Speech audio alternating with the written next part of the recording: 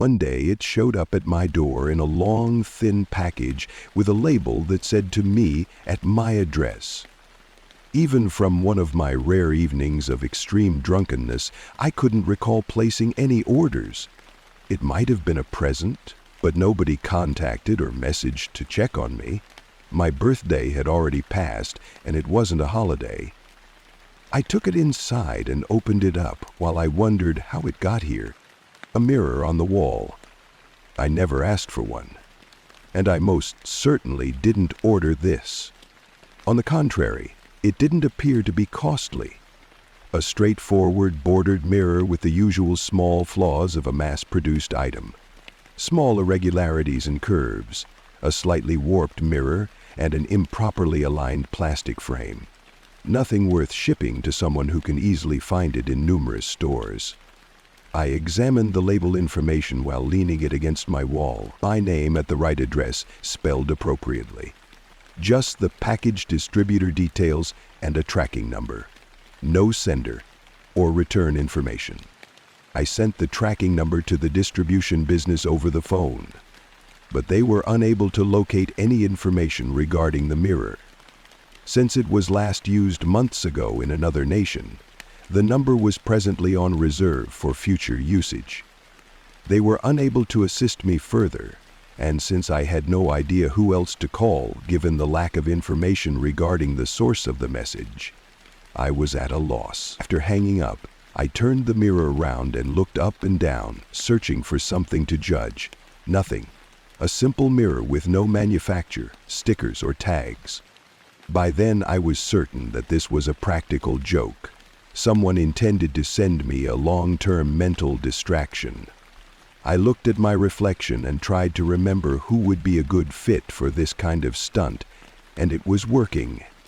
I can't recall how long I thought about it or looked at myself before I realized something had changed. There was no face on my mirror. Before the face vanished, I vividly recalled seeing a perfectly normal reflection. Nose, mouth, and eyes are gone. A featureless, flat slate of skin. As usual, my head rotated with my jaw open, but there was no face. As the reflection pretended not to touch anything, I caressed my own face, feeling my lips and nose. At that moment, I was certain that this was a prank. A very funny one, to be sure. Nobody would acknowledge it. I contacted and texted everyone I knew who could pull this off, but they all remained silent. I had given credit to someone who was playing a protracted game. After hanging the mirror, I laughed to myself and carried on with my day. Months. This device would have been out by now if it was battery operated. When I scratched the mirror, I discovered only glass and was unable to locate a camera hole. I had a faceless reflection in this mirror for months. Other mirrors and even simple reflected surfaces verified that this new mirror was off, as did my bathroom mirror, which displayed a face. Nobody admitted sending it, and nobody said anything as of yet. I invited people over, and when they denied seeing a face without features, I started to lose my mind.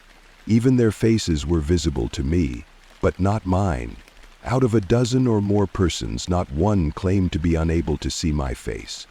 I was going crazy, or they were all in on it. On a regular basis, I would start looking at my face in the bathroom mirror, stroking and analyzing it. Typical. There is nothing lacking, nothing strange. However, I would constantly have to remind myself that I was human and that the mirror was broken. I had to find out who I was without a face before I could get rid of it. It had an impact on my health, job, and sleep. The mirror had become my obsession. The more obsessed I became with this mirror, the more concerned everyone around me became. And nobody would come clean yet, despite the fact that I had fallen so far. To do this to me, someone has to despise me and be familiar with me. That was my belief, or what I had told myself. Then one day, when I was looking in the mirror after returning home from work, something broke. I screamed in horror and rage and seized the damn thing. Anger and hopelessness, fear, hatred. reprimand. "What's up?" Hatred. I gave the damned thing a good shake and then swung it over my table. I wasn't done when it broke in two. With a wild cry and painful tears, I threw it against the door and it flew into the air. The contact broke the glass, scattering shards on the floor and sending it flying across the room. I screamed as I crumbed, clutching at any bit of myself, screaming. I remained there for what seemed like hours, becoming deaf to my own voice and sanity.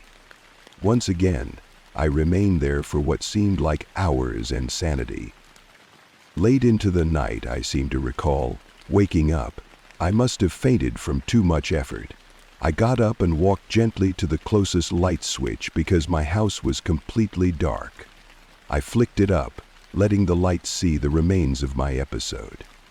I went back to get a broom and dustpan, then came back and started tidying up the mental lapse. I noticed something in the mirror as I crouched down to start sweeping. Not of the disaster I must have looked like, but another distortion. It was a happier version of me, but still me. A young face with an overly broad smile. For many summers, my parents would take me to the water park behind that face. I could feel the heat radiating across my face, and I could hear other kids laughing. Before recognizing that all of the shards were doing the same thing, versions of me from other eras, I gazed into this reflection for a long time. A rush of recollections pierced my mental hell as I looked across the shards. Acne-plagued face, and bracing smile from the science fair victory. A young adult who is anxious but hopeful as they begin their first day in college.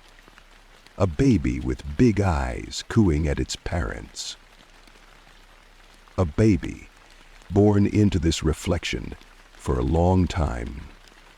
A baby born into this reflection. As long as I lived, I loved my children more than ever. A baby who became my best friend. A baby, a drowsy and uncooperative child from their first overnight stay. At their ceremony, the college graduate was thrilled. With buddies they wouldn't see for years, the older teen took a selfie. It was daunting to have everything thrust at me at once, including incidents and experiences I had not considered, and some I had all but forgotten. As I examined all the pieces of me that were strewn around the floor, my mind turned into a haze with no clear or consistent thoughts. Then I saw that one was upside down, its reflective side obscured. I cautiously reached for it, picked it up, and flipped it. I was the one, there and then. I saw a face, bulging eyes and tears running down my cheeks. A face of distress, hurt, and desperation. The grown-up who lost themselves. The individual who failed to identify themselves in a mirror.